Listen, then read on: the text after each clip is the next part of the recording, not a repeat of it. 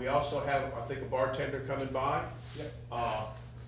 You know, if somebody wants a little bit more, as long as you don't get too mean. No drinking, guys. But anyway, I'm James Leitz. I'm the director of golf instruction at Chifuncta. And a matter of fact, in 3 days will be my 10th anniversary at Chifuncta. So I thought they'd run me off by now, but they haven't. So I get, have a seat, Scott. Anyway, to give you a little bit of background, obviously I'm not a physical fitness, you know, Greek Adonis, but I've been teaching golf professionally for 43 years. I played Division I college golf. My very first round of college competitive golf, I played with Freddie Couples in Austin, Texas in 1978. So I guess I was good enough to be in that foursome. He did beat me, but he didn't do anything I couldn't do. He just did it more often at that time. But I love golf. I wanted to be around golf for the rest of my life. When I graduated, I knew I wasn't good enough to play on the tour, although I had 2 college roommates win finals at tour school. The finals from East State University. So you don't have to go to LSU or Wake Forest to win. They don't ask which school you went to when you put in your entry. So anyway, fast forward, I became as a head golf professional. At 22, 1 month out of college, I worked at Pinewood for 7 years, and the pro I worked for got fired. Literally the week I graduated from college. And everybody there knew me, and I had my college degree, my marketing degree. Everybody knew I was a good player in Slidell at Pinewood. They knew I would work as hard as anybody they ever knew. I interviewed for the job and got it. 22 years old, head pro. Kind of crazy. So, fast forward, my first week, I thought I knew something. As I tell people in the 70s, we were putting leeches on each other. We didn't know what the hell we were doing. And really, nobody else did either, you know. And so that led me into golf instruction. But when I got into the golf instruction, I realized I thought I knew something. Because, you know, when you're a good player, you think you know why you're good. And that's not only from the golf technique side, but these guys will tell you in a minute, tour players are freaks of nature physically. Just because y'all remember Lumpy? Oh, that guy would fly, in his prime would fly through every screen these 2 guys did. So you don't have to look like a Greek Adonis to move the way you need to move for golf. So, but anyway, my first week, I'm giving a lesson to an engineer, Mr. Ray Lacombe in Slidell. He worked for Martin Marietta. And I'm giving him this lesson, and I thought I knew something, 22 years old. And at the top of his swing, I asked him to do something, and he, like any good engineer, he goes, "Why?" I said, "Well, I guess because I do it," which is the stupidest thing you could say, okay? He goes, "Well, how do you know if I do it right?" I go, "Well, Mr. Ray, I got my eyes." And he shook his head, and he says, "James, never guess what you can measure." My daddy was a mechanic. I was a blue-collar kid, took an engine apart at 12 years old, put it back together. So I was a pretty mechanical kid. The reason I put it together, took it apart, put it together, is my dad worked 7 and 7, and on Wednesday he'd come back and said, "If the grass isn't mowed, you get your ass whipped." And my dad was no idle threats. So when the engine didn't start on Tuesday, I took it apart to try to fix it, because I knew there was no excuse. So anyway, I was that kind of kid. So I asked Mr. Ray, why? I get it, I understand. You know, measure something, you can see improvement. He goes, if you measure a good outcome and you measure a poor outcome, if you measure both of them, you can reconcile why they're different. Whoa. I mean, a good shot and a bad shot, if you measure them to the nth degree, you can know why they're different. That hit me like a ton of bricks. So I went and bought a $2,800 video camera when my salary was $9,000 a year, 1982. So now I'm measuring. Well, I didn't know what the hell to look for. You know? So I'm starting to measure. I don't know what to look for. So I figured, well, I don't know what to look for. I'm 22. I'm going to go watch this guy across town who was about in his late 50s teaching. I said, I'm going to go watch Bert teach. He teaches a lot. He was worse than me. I'm going like, holy Christ. And back then, all you had was Golf Digest. That was it. Once a month. So that started me on the measuring world. And would you know, never guess what you can measure is the #1 teaching phrase in the world in golf instruction. And not because, I made it famous, but Mr. Ray Lacombe was the one who started it. And that started me wanting to measure. And then 20 years later, in 2001 or 2, I had all kinds of contraptions in Slidell. And then the golf world came to measuring, and I was already there 20 years. And then it was over. Spoke at MIT 3 times, never took physics. So I don't know if anybody's ever done that. I know I'm the only kid from Kenner to ever speak at MIT too, which is really a thing. So tonight we're going to talk about why we struggle. Sometimes almost all of y'all have taken golf lessons. Most of y'all from me. Okay? And we ask you to do things, but we don't know what you can and can't do. And that's where walked into my building, I don't know now, 14 years ago, Dr. John Paul Guidry, and then I met George Strangos, a couple years ago.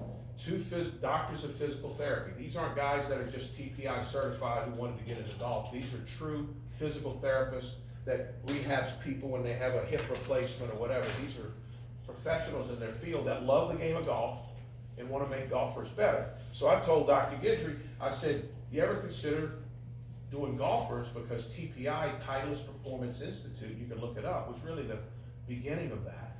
And I said, you ought to get certified, and then you could expand, and you could be with golfers. Well, now he's, he works with all sports, but, golf is his passion.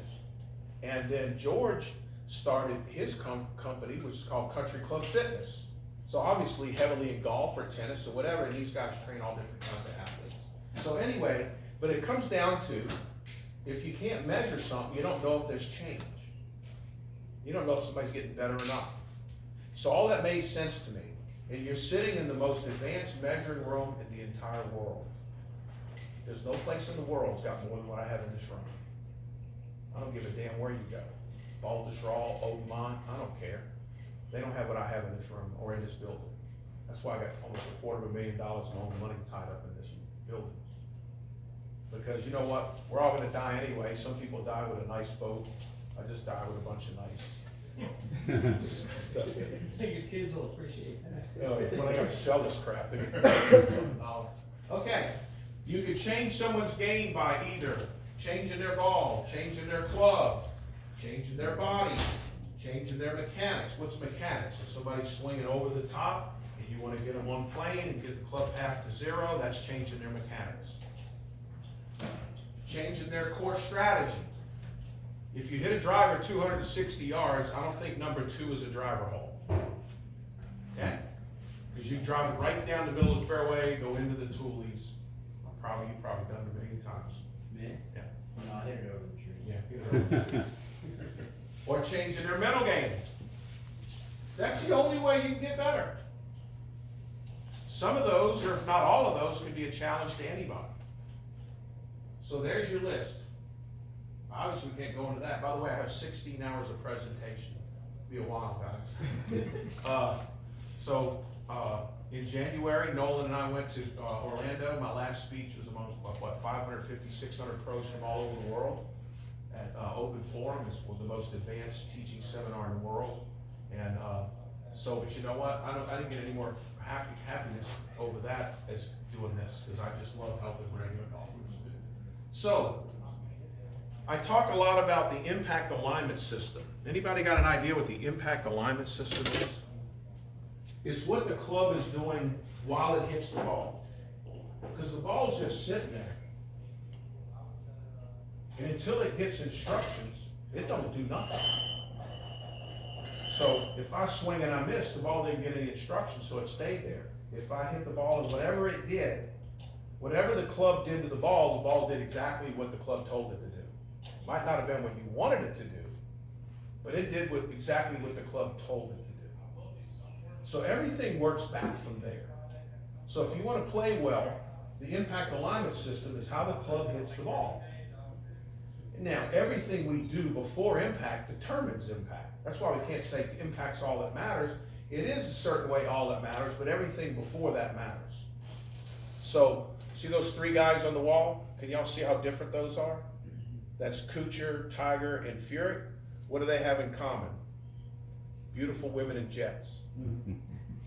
Because they don't look nothing alike there, do they? But when their club hits the ball, they're damn near identical. I tell people it's like 3 planes coming into the north-south runway in New Orleans. One coming from Atlanta, one from Houston, and one from Chicago. They look all different 100 miles out, but when they hit the runway, you don't know which one came from where.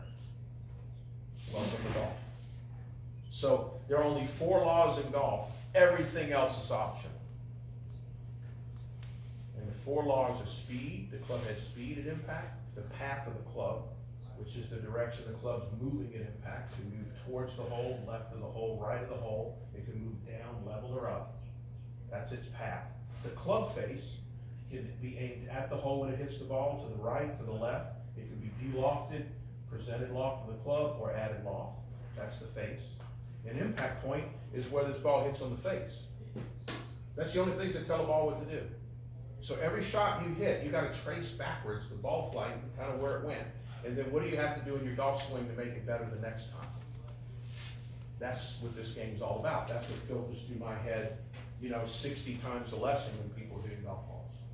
So it has 2 components, the impact alignment system and the speed generation system. The speed generation system, well, what's that mean, James? If my arm's never bent and my body, my knees were locked, this would be my speed generation system, right? That's about as fast as I can swing without hurting myself. That is a system. Will that work on a 10-yard chip? Yep. But if you gotta hit it 50 yards, you can't do that. Maybe I gotta do this, okay? And if I wanna hit it 100 yards, maybe I gotta do this. Swinging my arms more, turning my body. It requires different things to make the club go faster and faster until finally it goes its fastest. But it goes its fastest, you better have the impact alignments right. Speed, path, face, and impact point. So what this is gonna branch off is these guys are gonna pick up where I leave off. So speed generation is the efficient acceleration and deceleration of body segments from proximal to distal end. What does that mean? I was sitting in a TPI, brought me and 5 other golf pros to TPI in 2006. And we're sitting in a room, and this is a very high-end place, by the way. It's $5,000 back then just to go get your clubs fit and do a physical evaluation. So you walk out of there, almost 20 years ago, $5,000, and you get a physical. This is your workout, here's your brand new set of clubs. And they had people lined up they closed it for 2 days for me and 5 other teachers. And we sat there with their 2 top guys who founded it, and we talked golf strategy, golf swing stuff. I was in my glory because they had more than I had because they had the 3D. So if you look in this room, you'll see there's 4 cameras up there. So each of those cameras are $5,000 a piece, and there's 4 over here. Those are $5,000 a piece. And that's TrackMan, it's $27,000. You see the streak on TV? We could produce all of that. I was the first person in the world to teach with TrackMan. I taught TrackMan how to teach with TrackMan because they thought it was for club fitting. They never paid me a penny. You know what the tax rate is in Denmark? 60%. So they're really tight. And each of these cameras on the wall are $2,000 a piece. I'm standing on $35,000 of scales. So it's really cool how it all works. So we're measuring to the nth degree in here. And some of you have been in here, who's going through this stuff. And so we can get an idea of what you can improve on. However, a tip's not gonna just fix you. Yes, sometimes a tip, if it's the last thing you gotta fix, can be helpful. And I'll give you an example. Golf is mean. Physics never takes a day off. Golf's terrible at partial credit. There's only one thing in the universe meaner and more unpredictable than golf. You guys don't know yet. It is golf. It's called women. It's women. Okay? They hands down is meaner than golf. It's the only thing. Like even a pit bull can't touch a woman. So anyway, what does that mean? Partial credit. So if you got a 10-step math problem, you got 5 steps wrong, you got the wrong answer, right? What if I fix one of the wrong steps? What do I have? Wrong answer. What if I fix 2, 3? So as I'm fixing things, and they're making things physically better, you're not gonna get, you can't even expect to get better until we get where? To the end. Every math problem does have an end. But everybody thinks, give me a tip, pro, give me 2 tips, 3 tips. But if you need 5, you're not gonna get what you want. And the right answer in golf is ball flight. Everybody got that? So I think that that's important to understand, so you're patient with yourself and your instructor when you're trying to change anything. Because you can't just fix one thing if you got 4 to fix, because golf's not gonna pay you. So, we're talking about speed generation at TPI, and one of the guys goes, Dr. Greg Rose, he goes, is deceleration good in the downswing? In other words, when you're coming into the ball, is slowing down good? Well, I'm the first person that raised my hand. There's only 6 of us in the room, 7 of us in the room. I went, no. He goes, you're wrong. I said, what, slowing down is good? He goes, if you want to hit it anywhere.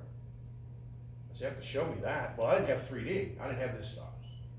So they had this 3D that measured like pelvis rotation, rib cage rotation, left arm speed, and club speed. So angular left arm speed, angular club head speed, rotation of the pelvis, rotation of the rib cage and thorax.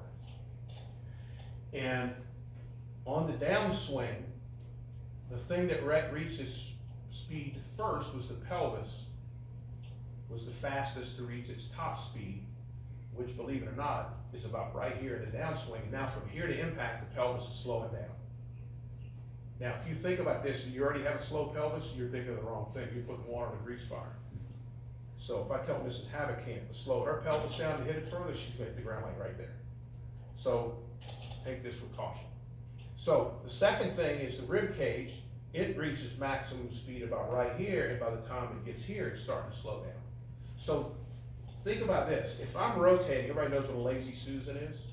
If I'm rotating on a lazy Susan, as soon as I stop rotating, what's gonna happen to my arms?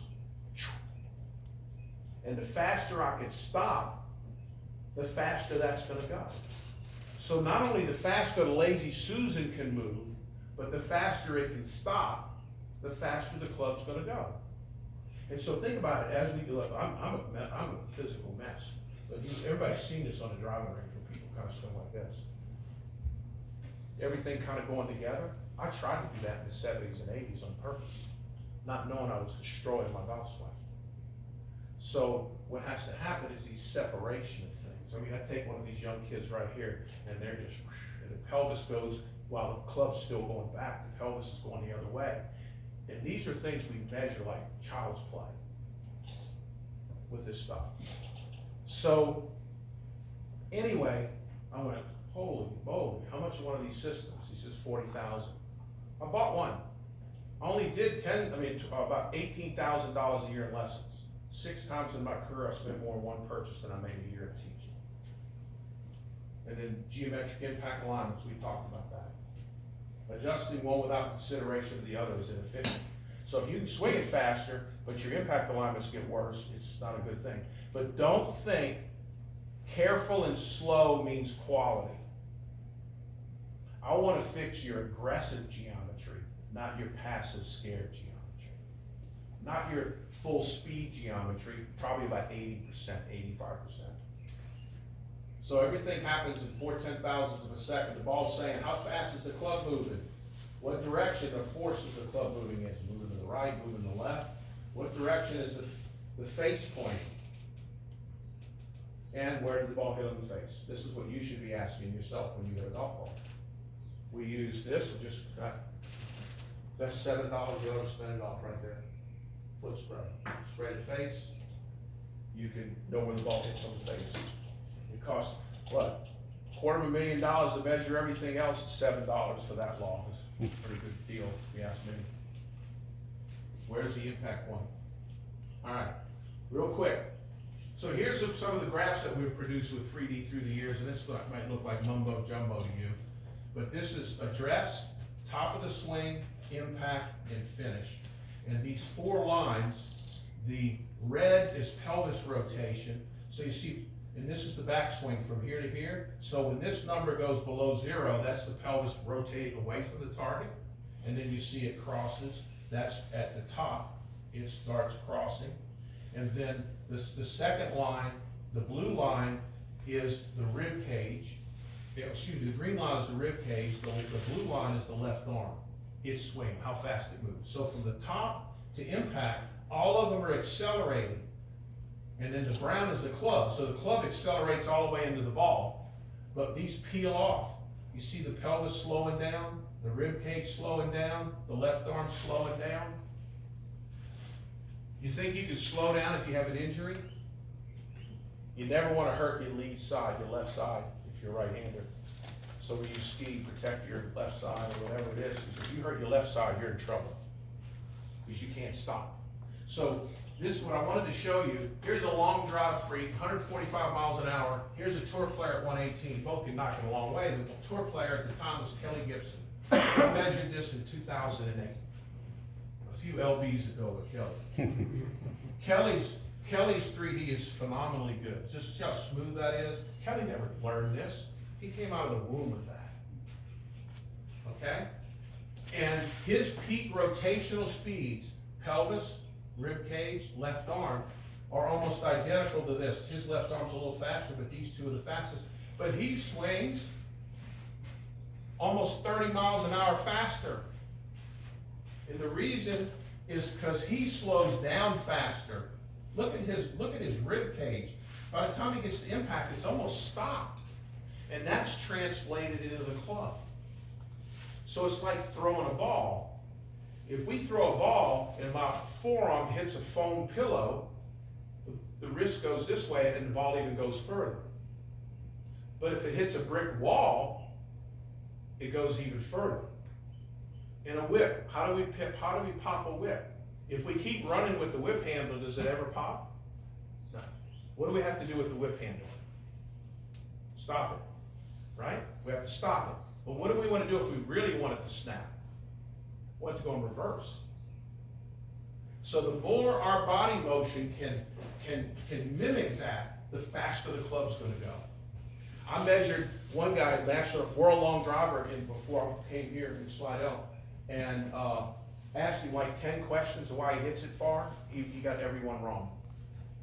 Here's a guy who hits it further than anybody in the world, and he has no idea why. Pretty cool. In fact, I got the guy now, Scotty Pierman. I've got him on these plates. I brought these plates to Florida the last 6 years, and put him on long drop guy with the gears. It's pretty amazing. Everybody in the world wants to see those slides. So the answer is the deceleration.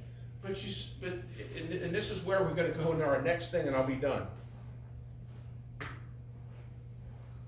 We're either going to hit a ball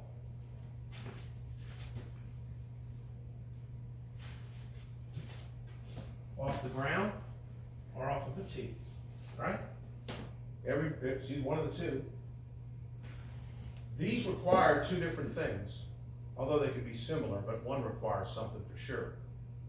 When we hit a ball off the ground, we really need to hit the ball and then the ground afterwards. Why do we need to make a divot after the ball? Why do y'all think we need to make a divot after the ball? Nope. The reason we got to hit the ground after the ball and the club's got to be going into the ground is for the club to perform, it has to touch the fifth groove. The middle of the ball has to be on the fifth groove-ish. The fourth groove, it doesn't perform as well, and the sixth groove, it doesn't perform as well.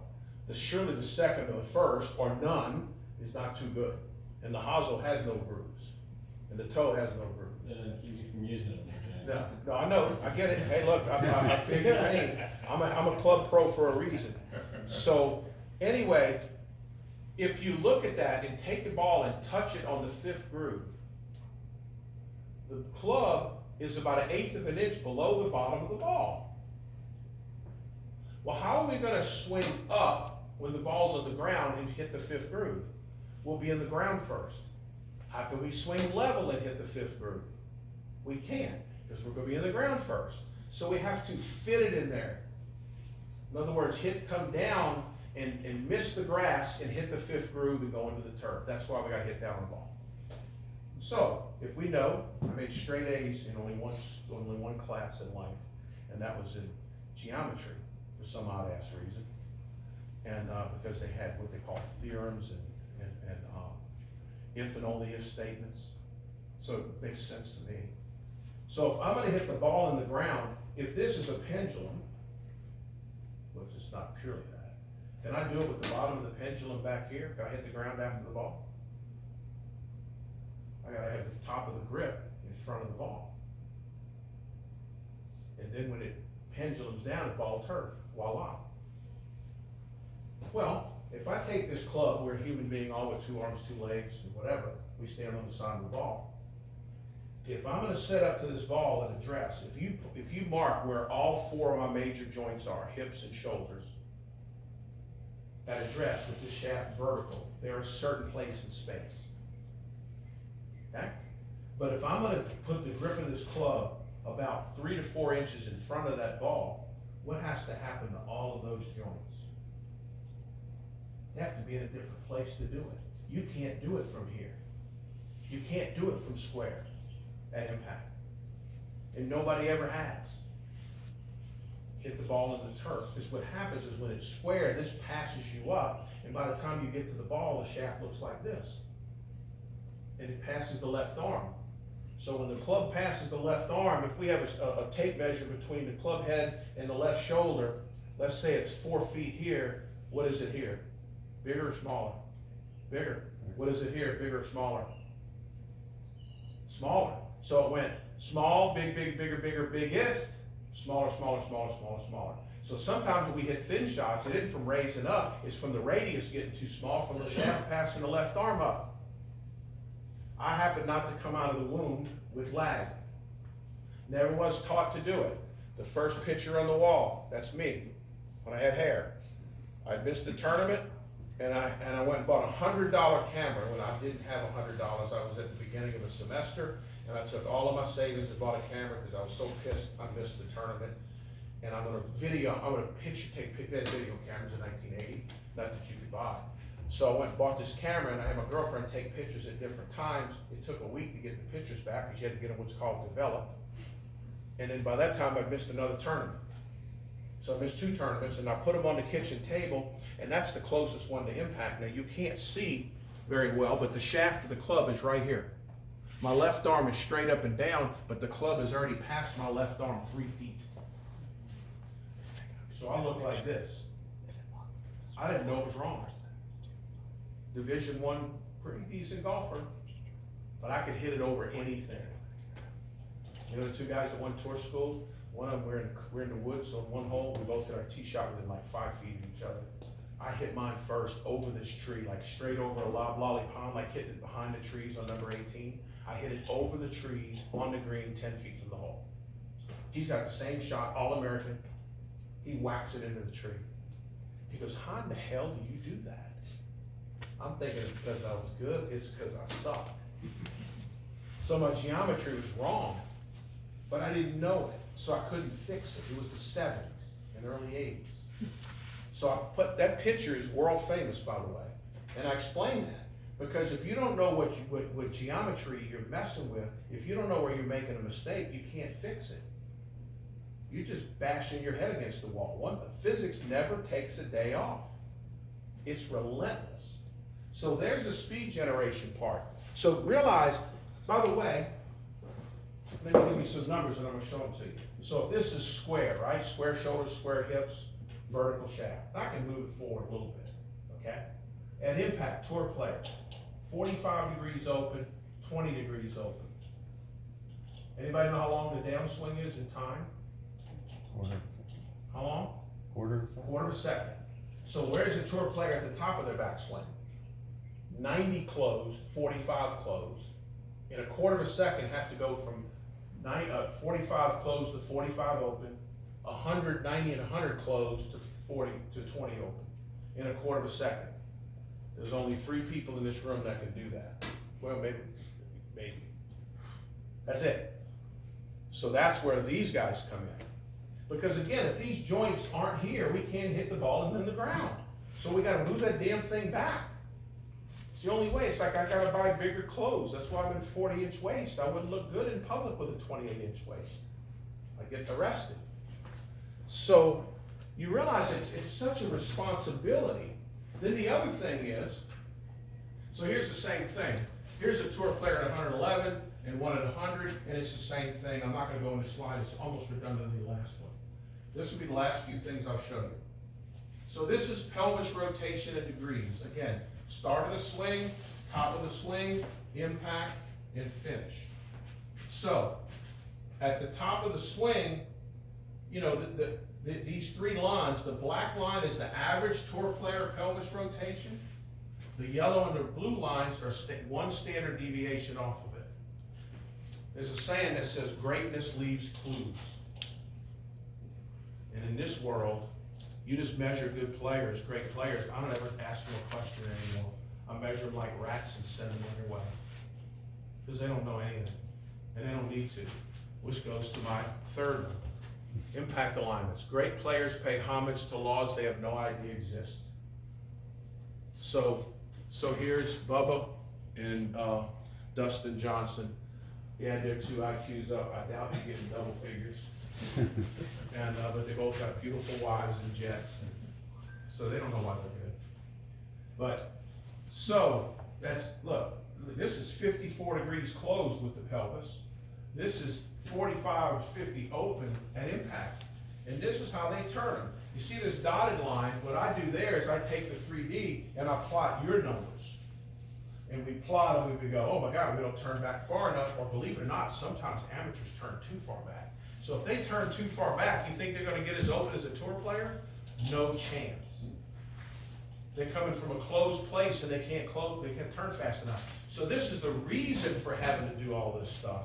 And these guys are gonna show you how to get better. Is anybody gonna get up in the audience and do this? No. But the closer we get to it from where we are today, the better off we're gonna be. Can you overdo it? These three young kids, they might hyperdo some of this stuff. That cannot be good either, because you can possibly injure yourself. So here's the rotation in speed.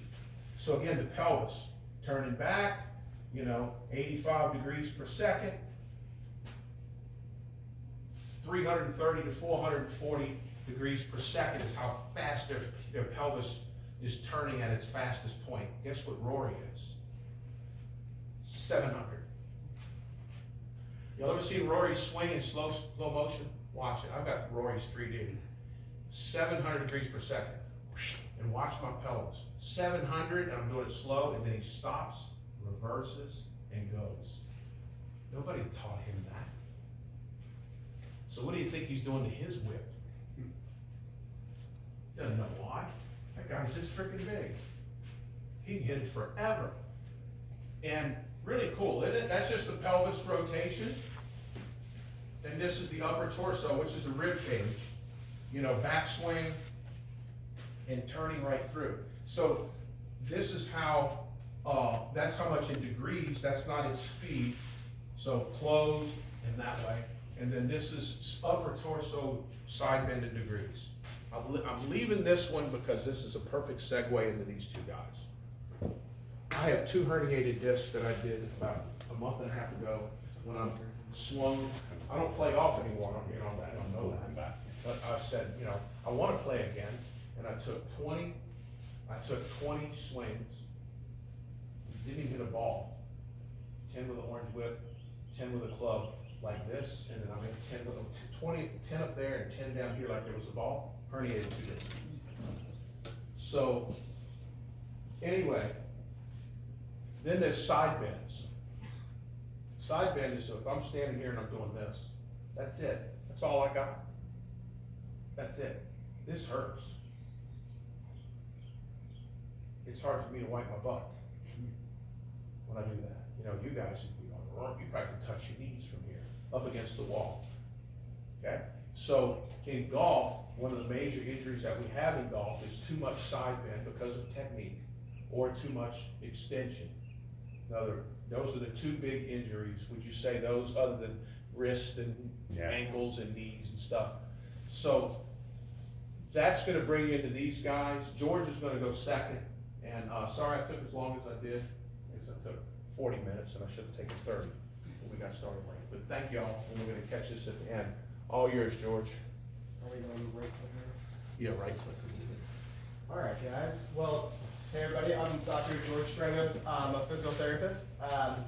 I'm gonna kind of piggyback on what James just covered and talk a little bit more about like injury screening and then injuries, common injuries, and then kind of what we usually do for them treatment wise, and then how it impacts your golf game, your swing, all that kind of stuff. All right. We'll kind of make this a little interactive in here, and we'll also tie in James and JP as well to talk about what they see on golf swings and how that all impacts, and then impacts speed and performance as well. So I'm going to talk a little bit more on injury stuff, prevention, as well as treatment stuff. Typically my bread and butter, and then you were to come see me, that's usually what we'll do is take care of what your restrictions are, or screen you for them, and then treat those, and then get you off into JP to get more speed, performance, higher level stuff, and also tie in James on getting you back on the swing plane and equipment and stuff like that.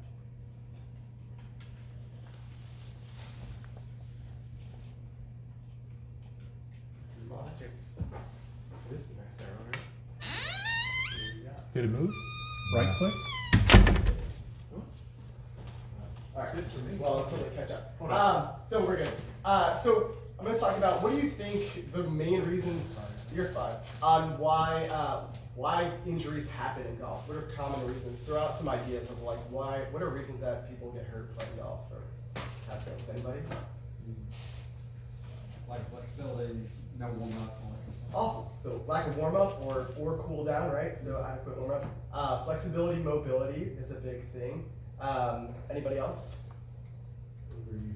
Overuse, great one. So overuse, right? Repetitive mechanisms, overuse. And then mobility and stability. So we talk about stability and strength as well. That can play a component in this. And then we talk about things that the sport of golf is so different compared to other sports. When you look around the room here, we have so many different aged individuals, right? Size of individuals, fitness of individuals, mobility. I mean, when you look at all of us, we all are very different in body structure, right? And so golf allows the spectrum of young little kids that James and everybody just camps on, all the way into like 90-year-olds plus, right? It's the sport that allows people to play throughout the whole entire time. You don't see really like 80, 90-year-olds playing soccer, pick up basketball, football. There's kind of an age out on those. Whereas golf allows you to continue to play. So that affects how much your mobility changes and your body changes over those ages, and then also how many things come into factor with that, right? And then what body part injuries do you think are the top 5 most common body part injuries with golf? Back, number 1 by far. Back. What else? Knees. Shoulders, yeah. So we look at shoulders, rotator cuff, impingement issues that are usually either mobility or stability issues. What else? Knees, yes, knees, torque. So torque on knees is a big thing. Walking into the course if you do that. Torque is a big thing. What else? So we got back, shoulders, knees, wrist and hand, right? So there you're looking at like club impact, that kind of stuff. And then another one. Hips back, I'll put elbow. So golfer's elbow. It's got its own kind of name. So golfer's elbow, little medial epicondylitis, repetitive use, mechanics type of thing. So that kind of hits most of them as you look through elbow, wrist, shoulders, upper body, and then back and core, biggest things that we're seeing with that. And then, so with those, we have all these common things. We have, different people. TPI plays a role, which is, plays a role in screening, right? For us to be screening individuals, so there's a whole screen involved, and then identifying where your limitations or restrictions are in screen, where you may be, vulnerable for injury, or if you're having injury, why is it happening? Where's it coming from? On a body movement screen, right? So we look at body movements, that kind of stuff. I picked out kind of the 5 major screens we're going to look at today. For me, when I look at, the main ones that we're seeing with like back pain, some of the shoulder issues that we talked about. And we're going to go through a little bit of those, and then how they affect, we'll see kind of how they affect different things. So can I get 2 of y'all, one of y'all young kids, because you guys are going to need so much mobility, and then one of you guys as well to come up here. Be a demo. There you go. Perfect. Yeah, dude. All right, he'll go for the next one. We got 2. All right, so full 5. All right, we'll look at this if that works. All right, so what I want you to do is you're gonna hold on this one, we're both gonna stand up here so everybody can see. You're gonna hold the 5 iron up overhead for me. And so bend your elbows, and you wanna be at 90 degrees. Perfect, okay. So from there, 90, perfect. Come in a little bit closer, so you wanna be right there. All right. And then, George, hold on 1 second. Yes, sir. Who wants anything to drink? 'Cause we're doing a drink order. And, yeah. so we got water, and we got water right in front of you guys, if you want water. But if you want something else, adult beverage, we don't care, we're going, Joel's gonna go to the bar and get it. Who wants something else? Let me know. You want a beer? Yeah. Come on, that's why I gotta want something. That's a healthy crowd. There you go. Get us started. All right, we need one. Nice. Need one. We need one to Anybody start. else? Ultra, make a little ultra.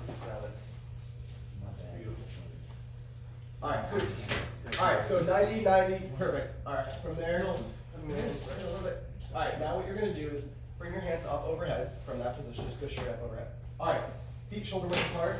Good. And what I want you to do is you're gonna hold up overhead, and then I want you to squat down. Okay, so you're gonna squat, trying to bring your butt down a little bit lower than your hips, keeping the arms up overhead the whole time. Heels on the floor, feet don't come up off the floor, heels on the floor.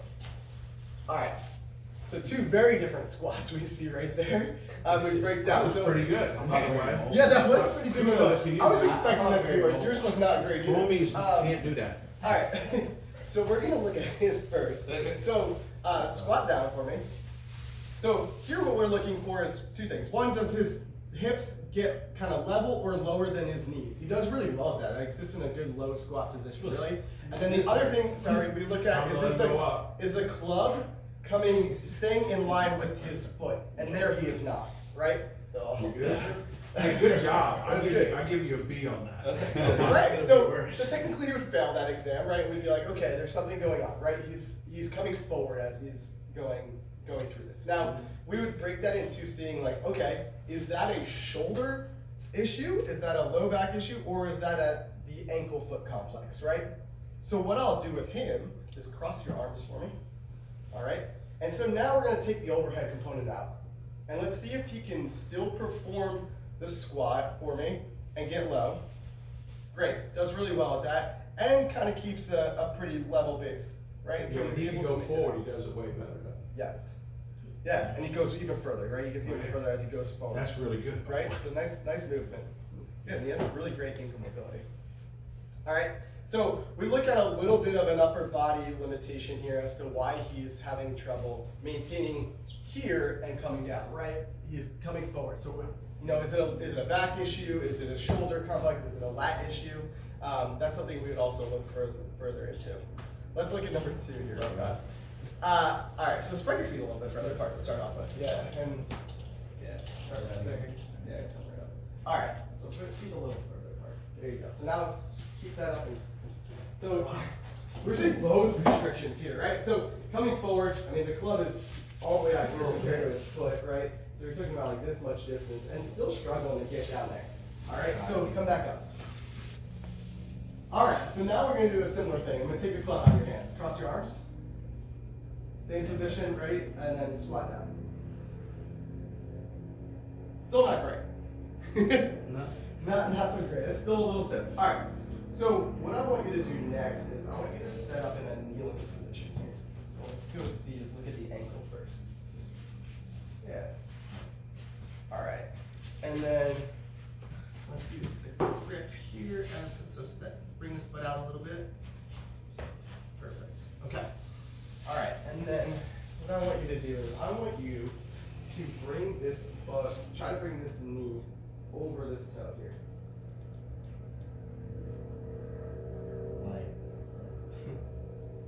Not bad. So he gets pretty decent. Now, can you keep the heel on the ground a bit more? All right, so there we start to see some limitation.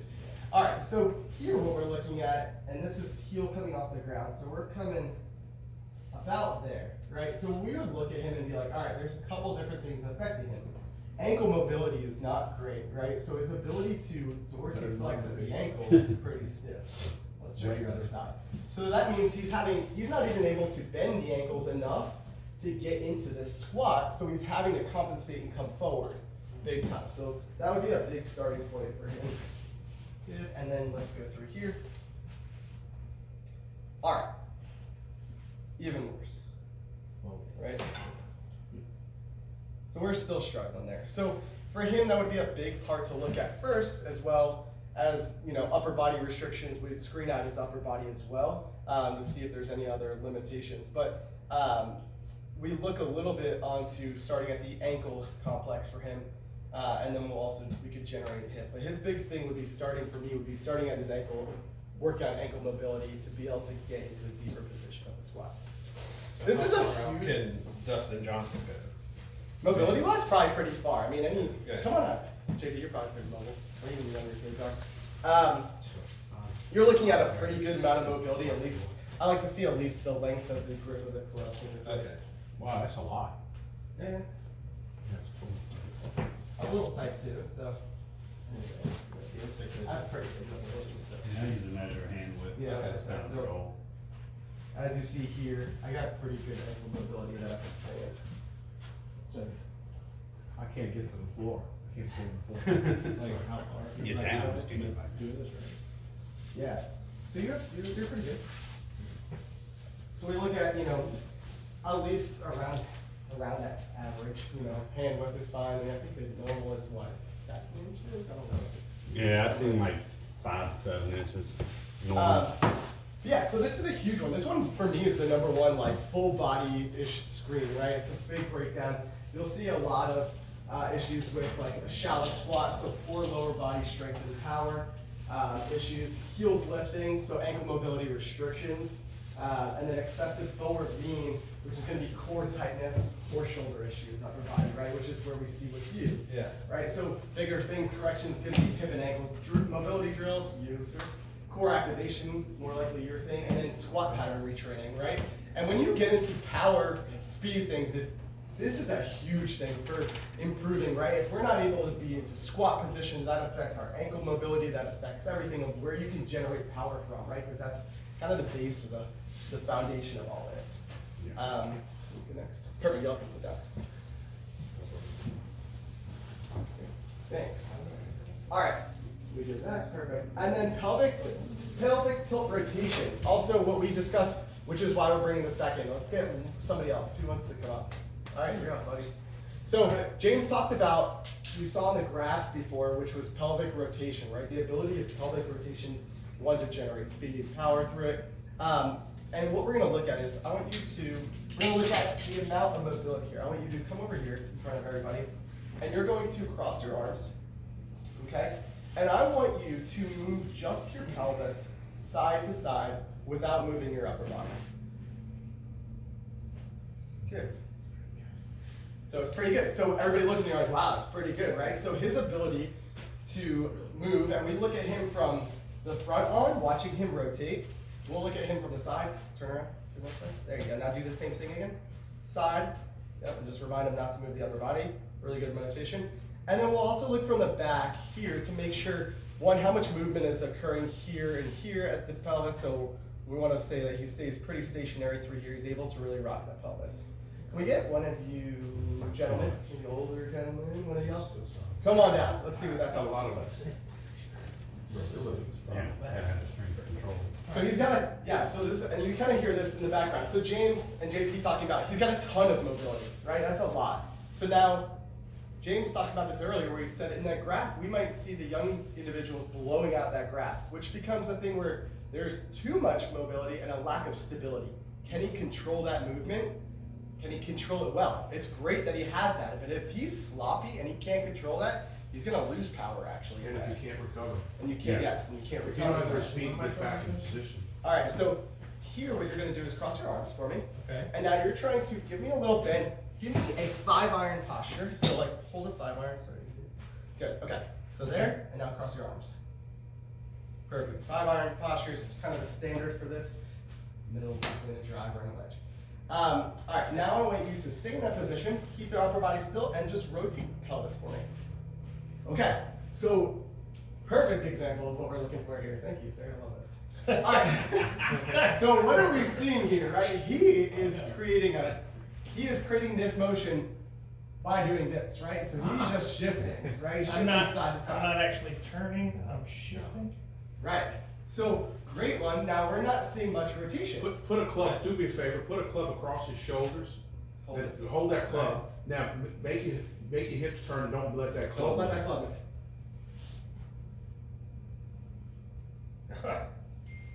All right, so now we look at this, guys. We look and we say, okay, we see a problem. Now, is that problem from him being stiff and not having motion in his pelvis?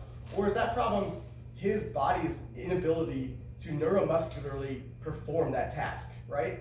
And so we'll I mean, look the at. brain is just not. No, Yeah. you've never done Coordination. it. You've never done that. Like, your body doesn't Trust me, figure if you were out- his age, you'd done like a champ. Right, so I'm gonna still look at puzzling this. why a guy who looks like a specimen has trouble with ankle. That's You're right. 100% right. Pretty good. Alright, so we're gonna look at a second way of looking at this, second part of the test. Now, I'm gonna give him some feedback or assistance, and we'll see if he can do this then, right? Right. Alright, so I'm going to hold his upper body here, and now I want you to move for me. A little better, right? Okay, so that to me is a little bit better. Now, he's still kind of cheating a little bit. Feels like I can go right better than left. What cheating is side to side. Yes, he's still performing a little bit of this side-to-side shift versus like just true. George, jump. can you show it like really So, good? so Wow. if you hear that it's rotate. See how he's spinning in a little tube? Yeah. Right. Man. Just like Now, that. so part of that is like, all right, when I look at him, then I say, all right, he's actually surprising. I thought he was going to be stiffer, but he's actually got pretty good mobility.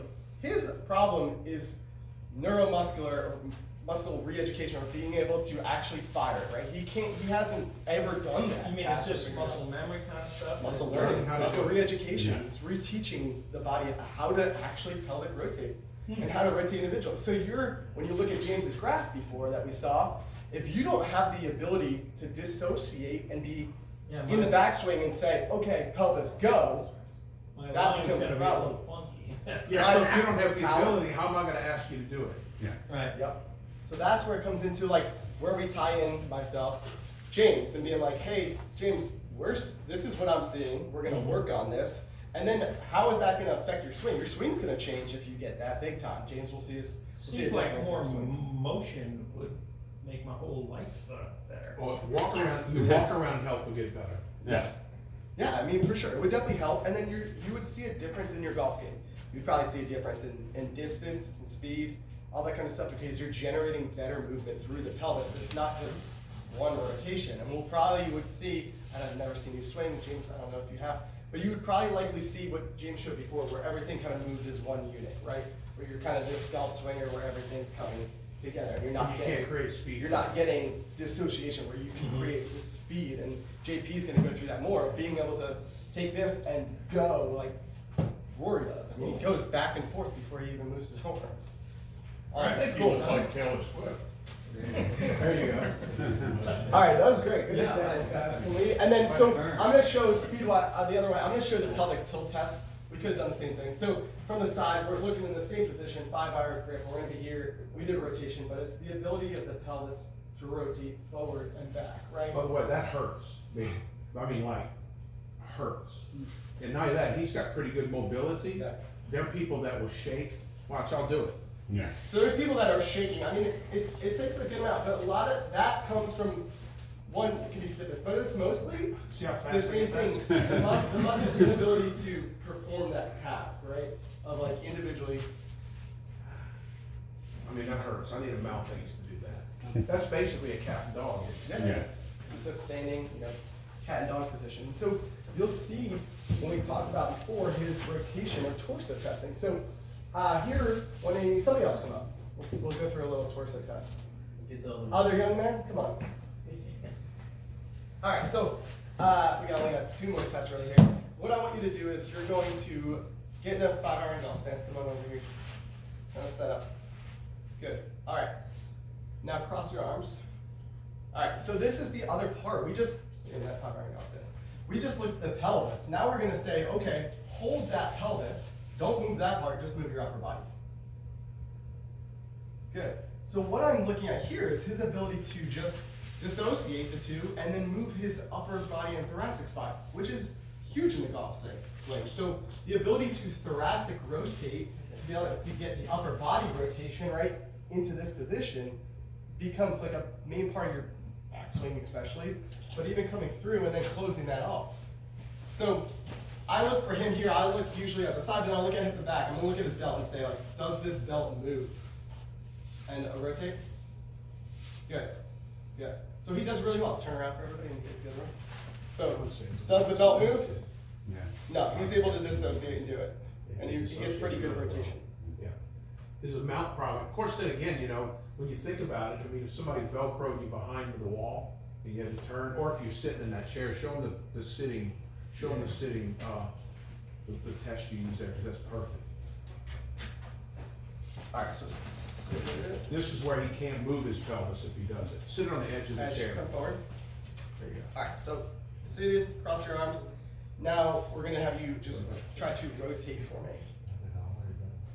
So he does Wow, really well. That's pretty good. Yeah, so he does really good. And he's So able you to. know he's not fudging it because his pelvis can't move. Yeah, because he's able to. You'd be shocked. I can't do half that much.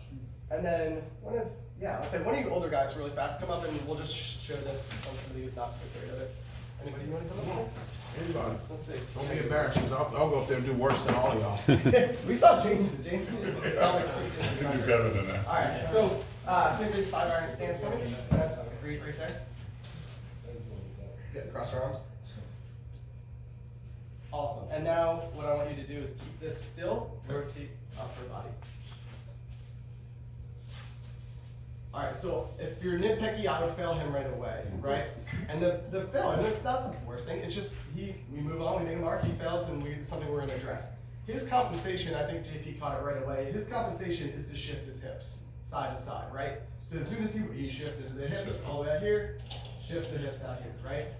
All right, so here we look at him and we say, okay, why is he doing that? Is it he has really poor and stiff mobility, so he just moves the whole thing as a unit? Or once again, can't isolate them and actually do it muscular-wise. So I'm going to give him some cues. I'm going to hold his pelvis for a minute. Now move your upper body. A little better. A little bit better. So we see some improvement. So can he turn his, can he turn his upper rib cage almost in a tilted tube? No. The answer is he can't.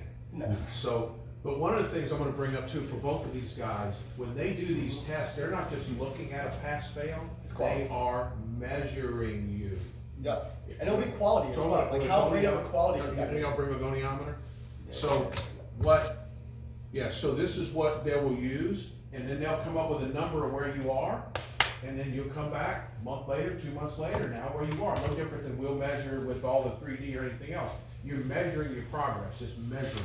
So for him, I would say like, it was better, yeah. He's got more thoracic mobility to be desired for sure, and the quality of it wasn't that great. So we can probably improve some of the motion, but also it's gonna take some work to just re-educate him into those movement patterns, right?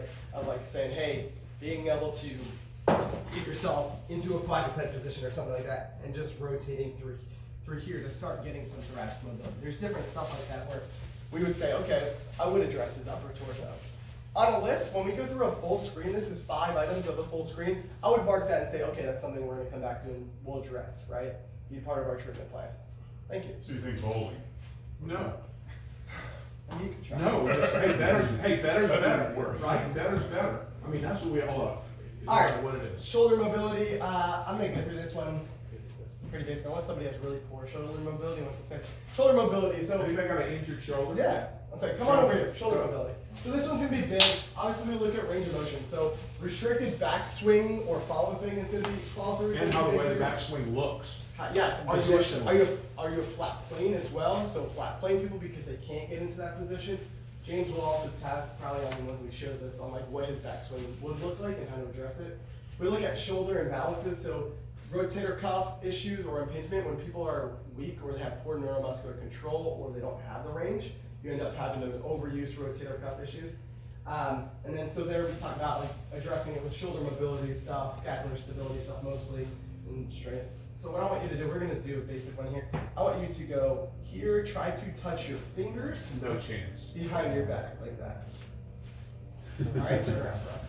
So we can say we're already kind of there, kind of off. So this is pretty darn good for internal Yeah, rotation yeah. of his left shoulder. He's getting up pretty high. His external rotation of the right shoulder's ability to come back is not really great. It's not bad. So let's see your other side, go the other way. I've never seen that one. All right, so kind of the opposite mechanism, right? So when you look at this screen, we're going to use a larger gap here. So we're going to say, okay, he has a little bit more limitation with his left shoulder external rotation, as well as then his right shoulder internal rotation. So now James, really good idea. So when you look at this and you say, okay, he doesn't have that great of internal external rotation, mobility of the shoulder on rotations is not great. What do you think of backswing typically, or what do you think his swing Well, plane? number one, that's the first time I've ever seen that test, and I know the one, you know, the 90-90 90, test. yeah. Show the 90-90 test, I think it's even more, I love that first one, because I've never seen it. So I'll say my other one I would go to would be like the lap test too. I don't know Yeah. how much you're doing. But do the 90, do the Alright. 90-90, because I think it could be very visual. So what I want you to do is, you want me to go here, Yeah, here. Okay. All right, so let's go arms here for me. All right, so what I want you to do is I want you to go here and you're going to bring your arms up, back into external rotation. Good. So, I guess, yeah, so external rotation is not bad. My biggest gripe with this test group amongst us is the ability of the scapular to retract and cheat through it a little bit, which he just kind of corrected himself Yes. through. Yeah. But, so we look at his do it ability. without moving the elbows. Right. Don't move So- the elbows and do it, Okay. on the way back. Yeah, there he is. Yeah, so. It's about 7. Now, it's about 70 degrees. We gotta go down. Now, if I'm looking like 90 degrees is about here, and what we like to see, now, the golf pros are gonna have way over 90. You're looking at 95 plus, 100 I plus. think PJ Tour is like 105. Yeah, 105, so this would be 90, straight up and down, they're 105. Okay? So that Especially on ability that right to just shoulder. get. If you have an injury, you're not sniffing that. Yeah. And then, same thing, so you can kind of measure internal rotation, which is typically around 70 degrees. Not terrible. And then we'll keep you as a model. Just go with your back up against this wall real fast. Last thing on the shoulder while we're at it. Kind of come back into a bent stance for me, so squat into it. Now, keep the back up against the wall here. That's our problem. Alright, so I want you to keep this golf club, come back in, squat down a little bit more. Good, keep that golf club from falling. Now take your arms and bring your arms up overhead. Come here, and then go like this, and then straight up. Can you get to the wall? So we would grade that as a little bit of a shoulder limitation, right? So his inability to get, he's before his ears, right? So he's prior to his ear hole. So he's kind of before the ear. Now I would grade that whether they're there, or they're at, or even with the ears, or they're getting full extension. So we can see he does have some shoulder mobility limitations. And But he they also- seem to be pretty equal, don't they? Yeah. You know Yeah. what I'm saying? I like it. Normally if a person's injury, and it might look like this. I've heard both. Yeah. You want to show like what you would Equal expect injury, in a golf huh? swing? Well, I'll show mine real fast. Well, Like somebody with shoulder limitations, you'll So, typically. so when someone like me, Why don't I none of that I'll is- show you mine.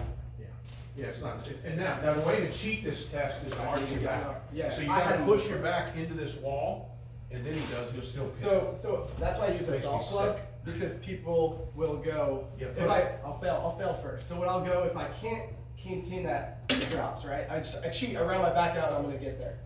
Or if I can, do it, get mobility here. Alright, I can keep that there, come all the way up, and come to the wall. Okay?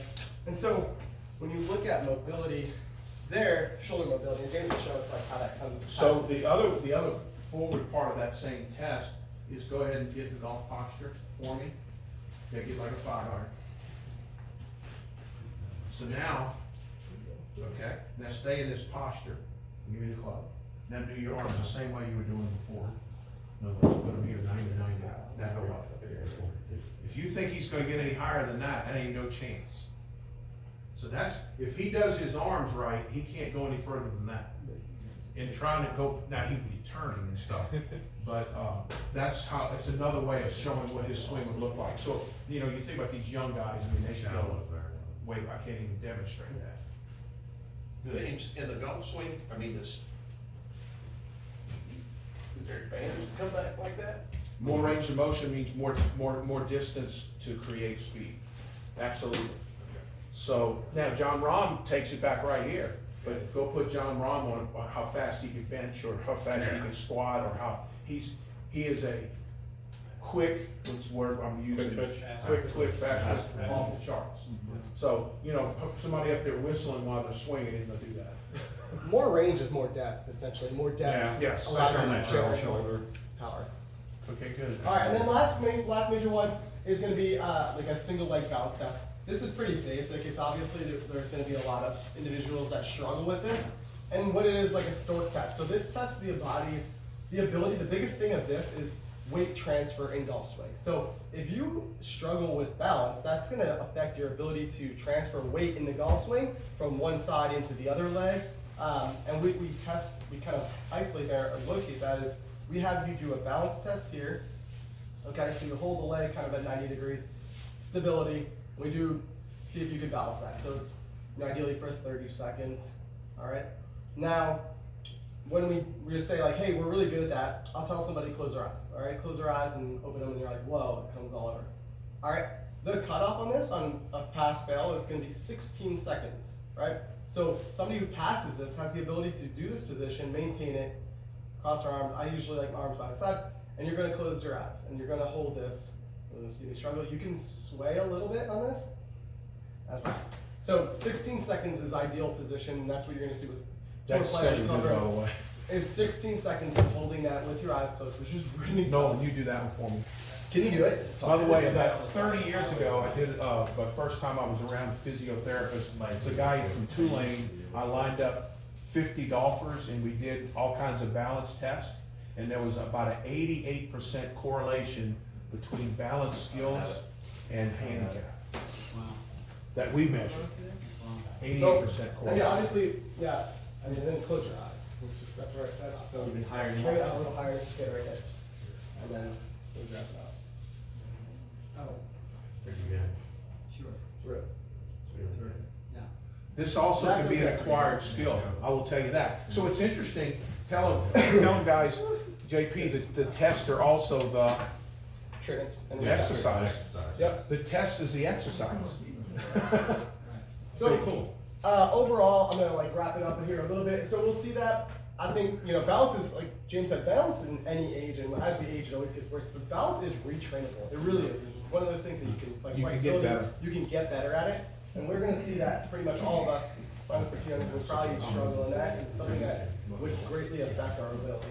Treatment-wise, what I tend to do is we identify these. Whether you're having a problem or you're having shoulder pain, we work. I work manually, doing things like soft tissue work, joint mobilizations, massage, cupping, dry needling, ASTEM tools, all that kind of stuff to improve those manual conditions. Then we work on your strength, stability, mobility, and then we start to talk about transition to performance stuff, right? And that talks about bringing in speed, if that's something, speed, distance, performance, and then as well as swing mechanics, right? And typically with me, then we tie back in James and say like, hey, let's talk about swing mechanics and bringing this back into the swing, and transition you back into golf with your new mobility, new swing, because it's always going to be different. Awesome. I'm going to talk now that your mobility and everything's awesome in contacts, but I'm going to hand it off to JP to talk now about performance and speed and power and all that fun stuff everybody's chasing and all the distance that everybody wants to get.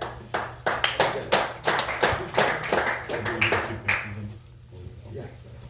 JP, for some reason it's working Oh, out. all right, perfect. All right, so Dr. JP Guidry, owner of Guidry Golf and Sport. I got, as James said, probably 13, 14 years ago, I went and got a lesson from James. He introduced me to TPI. I think I got certified 6 months later. And so I've kind of been working with golfers, some baseball, softball athletes, but mostly golf. My bread and butter has kind of become adding distance. I don't know any golfer who doesn't want to hit it further. So that's kind of where my focus is, more on the performance side. So I'm going to talk about everything today from the standpoint of hitting the ball further, swinging the club faster. So essentially the role of strength and conditioning, golf fitness, is to give the golfer more capacity. So more capacity to create more force, more capacity to generate more speed, more capacity to move through a greater range of motion, more capacity to create the movements that are required of the golf swing, all the things that James talked about. And then the capacity to play and practice as much as you want without pain, without injury.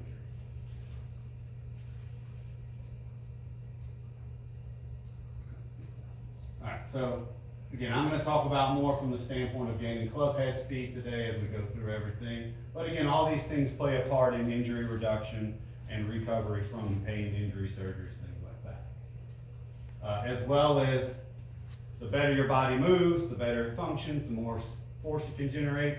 The stronger you are, the better you can decelerate, put those brakes on.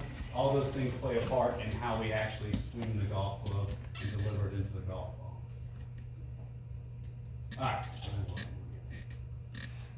Alright, so these are the main physical attributes that I focus on with golfers. So number one is speed. When we're talking about speed, we're talking about swing and ultimately ball speed. Power, that's how quick we create force. Strength is the total amount of force we produce. So if we're putting force into the ground, if we're creating rotational force and torques, if we're delivering that force into the golf club, ultimately into the golf ball. And then mobility, we'll run through a little bit about that, but that's a lot of what George kind of touched on. So for the golf, neck, thoracic spine, shoulders, and hips are kind of our main rotational centers of the body. Those are the areas we want to generate the majority of our rotation through. Everything else on the performance side is more the skill, the swing development. Those are the things that James is going to help you with. So what I do with my clients when they come in, we test all these things. So I test swing and ball speed. So again, when you're testing, you want to have the same setup, same warm up. So I typically take them through a little 5-10 minute warm up. We'll ramp up swings, and then typically we're going to hit 5 drivers with your playing speed, which is usually about 80-85% for most people. And then we're going to go 5 all out, because when we're training speed, we need to be training all out. If we want that 80-85% to go up, we need to move that 100% up, and that's where we train at. Strength and power. So lower body power testing. I don't do all these with all people, just kind of depends on the situation. I'll do some vertical jump testing. I have a little thing here, won't have too much time to get into it, but ability to kind of test your vertical jump. From power testing and power measurements, the vertical jump testing has the highest correlation with swing speed. So meaning if you increase your vertical jump, you should have a pretty direct increase in your swing speed with that. So really that's just our ability to put force into the ground, let that ground push back on us. Upper body, I look at a lot of seated med ball chest pass. Again, that's our upper body power. So we're throwing for distance. So we kind of have a 20-20-20 with this, and then the sit up and throw, that would be laying on our back, throwing a medicine ball overhead. 8.8 pounds is the medicine ball weight that TPI uses. And we have these 20-20-20 power standards, and these are based on, and grip strength too. We've got a little grip strength thing. We'll talk about that in a second. But our 20-20-20 measurements is kind of the standards for college and pro males, and that's a 20-inch vertical jump, a 20-foot seated med ball chest pass, a 20-foot sit up and throw. So if you're a high school kid wanting to play at those levels, those are some metrics you probably need to be hitting. As we get older, we're just trying to get as close to those numbers as we can. As James said with the other things, we don't necessarily have to be there, but the closer we are to there, the more ability we have to generate force in the golf swing. Grip strength testing, so we've got a little grip dynamometer here. Pass that around if y'all want to play with it. PGA Tour grip strength is about 120 to 140 pounds of pressure. Long drive guys are about 140 to 160. So again, we're trying to get as close to those numbers as possible. Norm for kind of 40 and 50 is up. I try to get over that 100-pound number for most of my golfers, my amateur golfers that I work with. And then we'll do some trunk testing, isometric rotation, again, rotational medicine ball throw for distance. How do we generate that rotational force and power? Mobility, I won't go through much of this. A lot of this is what he's touched on, but I'll give you some numbers. These are all PGA Tour numbers, so take everything with a grain of salt. These are 20-year-olds, some of the best athletes in the world. So neck rotation, 65 degrees or better each way. Shoulder 90-90, so that was that test. Again, lead shoulder not as much, 90 to 95. Trail shoulder, we're trying to get to 105, 110. shoulder flexion in 160 degrees or better overhead, thoracic rotation, 45 to 50 each direction, hip internal, external, 40 degrees each way, and then he went over the ankle dorsiflexion test. So again, PJ Tour numbers, we're just trying to get as close to these numbers as we can. The better ability we have to generate more rotation, the bigger range of motion, the bigger arc we can create, the more room we have to generate speed in the golf swing. So how do we train these things? So swing speed, have any of you ever used any of the speed training systems, super speed, stack system, anything like that? Basically just clubs with a weight on it. The beauty of these things is we kind of take the ball out of the picture, so we're just seeing how much speed you can generate within the context of the golf swing. Over my time, because typically the clubs come with different weights, I tend to focus more on the lighter weights. And again, when we're training this, we're training at max speed. So you're trying to swing these things as fast as you can. Ideally, we're gonna have some kind of speed feedback. We're trying to move that number up. So then we can progress to a driver without a ball. Again, we're keeping the ball out of the picture, just seeing how fast can you swing that driver in the air. And then we'll start to bring the ball in. So we start with a net. Again, we're not paying attention to ball flight. We're not worried about where that ball is going. We're just seeing how fast you can move that driver and ultimately the golf ball, bringing that into play without necessarily worrying about where the ball is going. And then lastly, we're gonna open it up where we're on the range, we're on the course. So now we're gonna start to pay attention, what's that ball doing? So we're all gonna have kind of our playing speed, where we feel comfortable in being able to control the golf ball. And then we're gonna have that all out speed. So obviously we expect to lose some accuracy when we go all out, but you can train that skill. Again, the foot spray, I love using the foot spray when we're speed training with a driver and a ball. Because now we can start to see, when I ramp the speed up, what happens to that contact? Do I get, like me personally, I tend to get a little more on the heel the faster I go. So now you can start to bring in some contact training with that. Can I maintain that speed and start to find the center of the club face? So we kind of work through those progressions with golfers as we go through it. And obviously the better golfers may start a little further down than others. But ultimately we're trying to get to the point where we can hit a golf ball, moving that club very fast and find the center of the club face. What's funny is, this thing I spoke at a month or so ago, 3 years ago, Bryson DeChambeau and his coach was on. It was a very good friend, Bryson not, but his coach, a good friend of mine. And he was up there and asked questions. Nobody wanted to ask a question. Well, James would ask a question. So, question I asked is, I said, Bryson, this is when he had bulked up and was swinging faster. I said, what happened to your impact point when you started swinging faster? That was a question I had. And he says, that's a great question. He says, it started getting towards the heel. Mm-hmm. So if you hit it in the heel, if you gain 10 miles an hour club head speed, you hit it, a half inch in the heel, you've lost more than you gained. So it's some things, that was his tendency. So they had to coach him into the tendency to not hit it in the heel when he picked up his speed. So that's kind of what JP's talking about. All right, so next thing we're talking about is strength. So how do we train strength? So again, strength is essentially our ability to produce force. In the golf swing, how we put that force into the ground, transfer it to the trunk, into the upper body, ultimately into the club and the ball. So basic movement patterns, squat patterns, lunge patterns, hinge, which would be like a deadlift, upper body pushing, upper body pulling, chest press, rows, shoulder pressing, pull downs, pull ups. Those are the foundations of all of my training programs. The beauty of all these is there's so many modifications that we can make. So I've worked with golfers young as 12, as old as 88. They all go through the similar movement patterns. We just modify them to fit your mobility, your ability, your strength, where you're starting at, and then you build from there. Again, working in both double leg and single leg and arm variations, so dumbbell work versus barbell work, squats versus lunges. I like to get both of those in. The beauty of double leg, we can go heavier, we can build strength. Single leg, single arm, we're getting a little more of the stability component in there as well. Again, we want to move in multiple planes of motion, so up and down, laterally, rotationally, make sure we're getting strong in all those planes. Core training, trunk training. I want to talk a little bit about this because how we train the core and the trunk for the golf swing is going to look a little different than how we may train it if we want a six-pack. So the job of our core, in my opinion, is to both resist and create movement.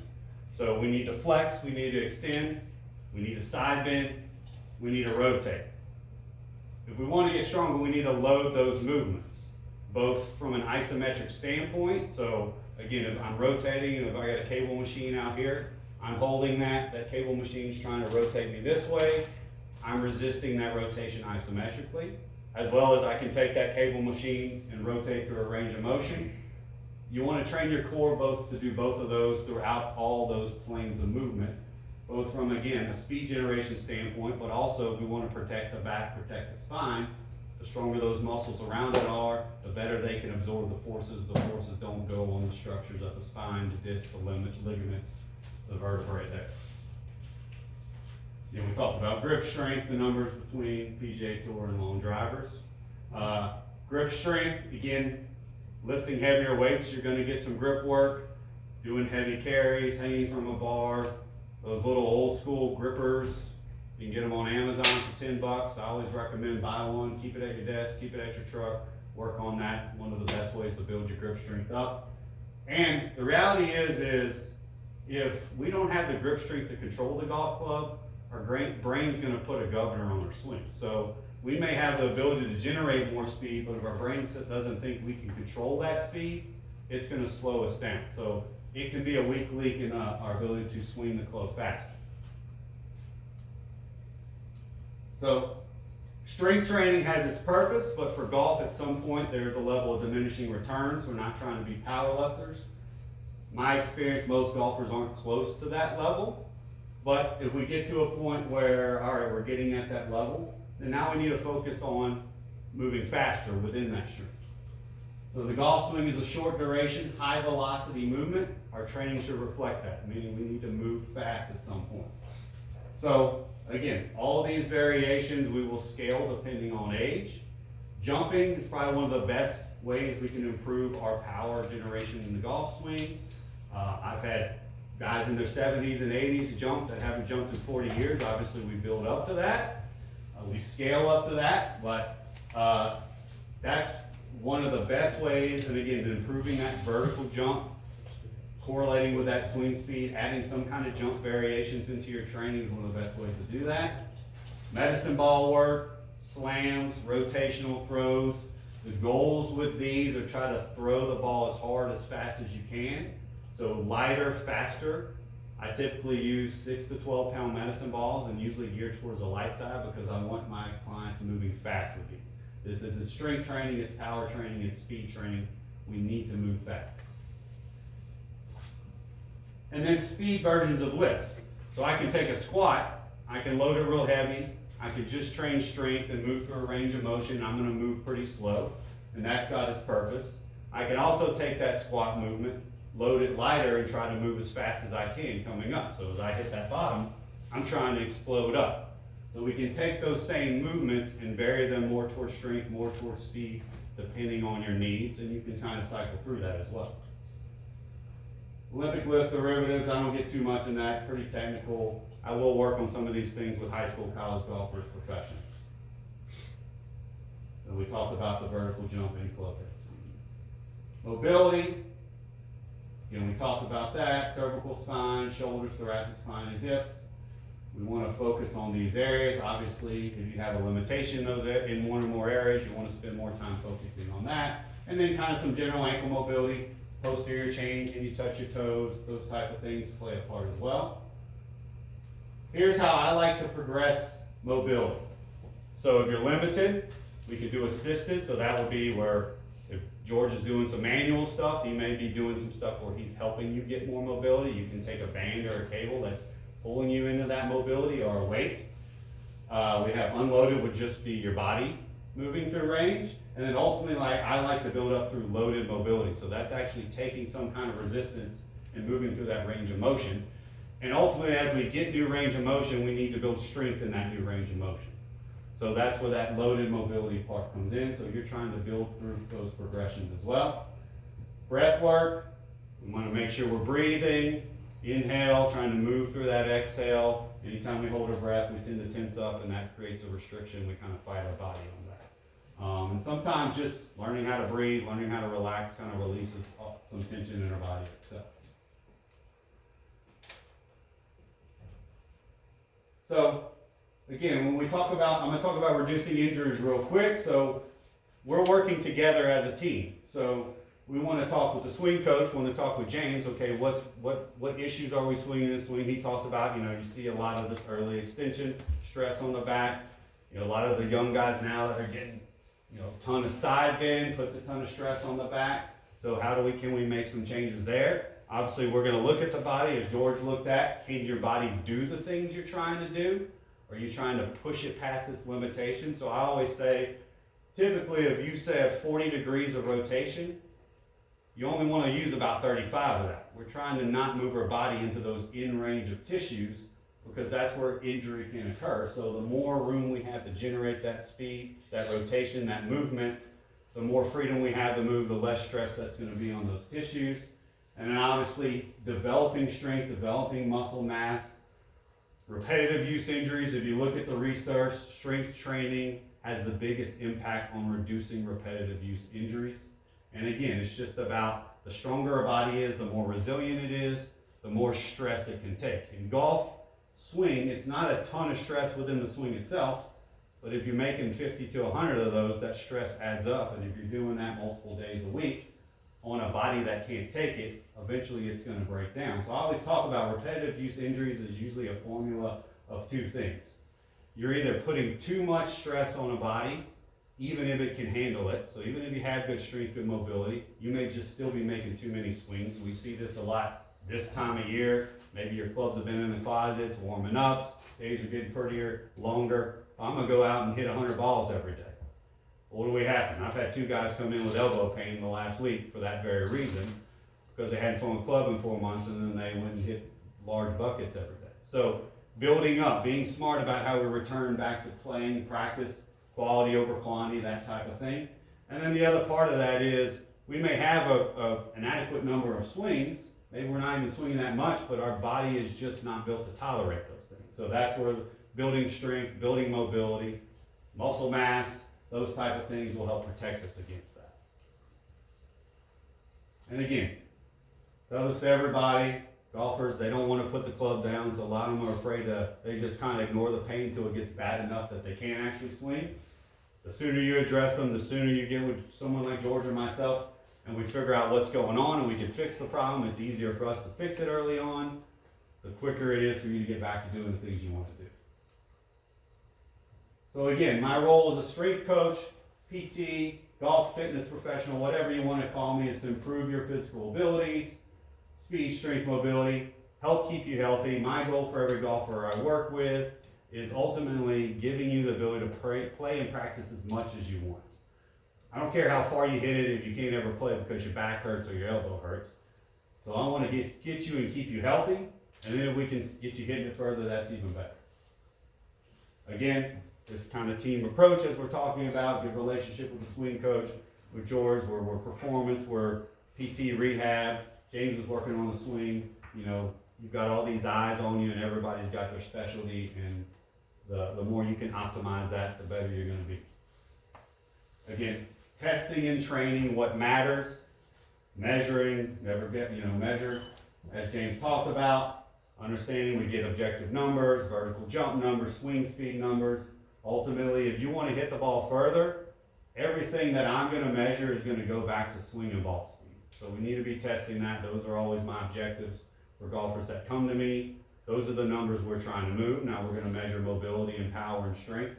But if those numbers move up and the swing and ball speed don't, then I don't really care what those numbers are doing. Now usually if they do, you're going to see that. But we're always going back to testing the things that matter. And then obviously looking at video, 3D, things like that. How's your body moving in the golf swing as well? And again, managing those reps, being smart about how you practice and play. Again, my goal is to make everybody a better, healthier athlete, not just a better golfer. JP, do you have a good guide that you use or recommend for speed? golf swing speed training, or do you have something you typically provide people? Like, Do you provide like clients and stuff with a guide, like a training guide? yeah, I have a guide, so I get a little email sign up there, so I have a guide.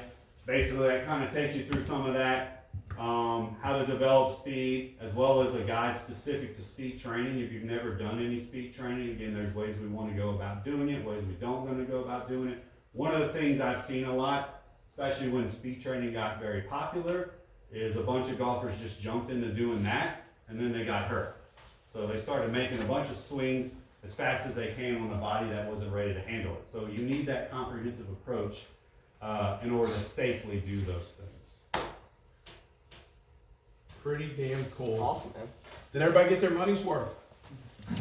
Questions? Can we open up the field before we take a picture? Do you A want couple things, we definitely wanna take a picture with everybody, because, you know, we want these things, this is not the last time we're gonna do this, we're gonna do it again, and we'll give out different content each time. This is stuff that, look, all three of us are busy.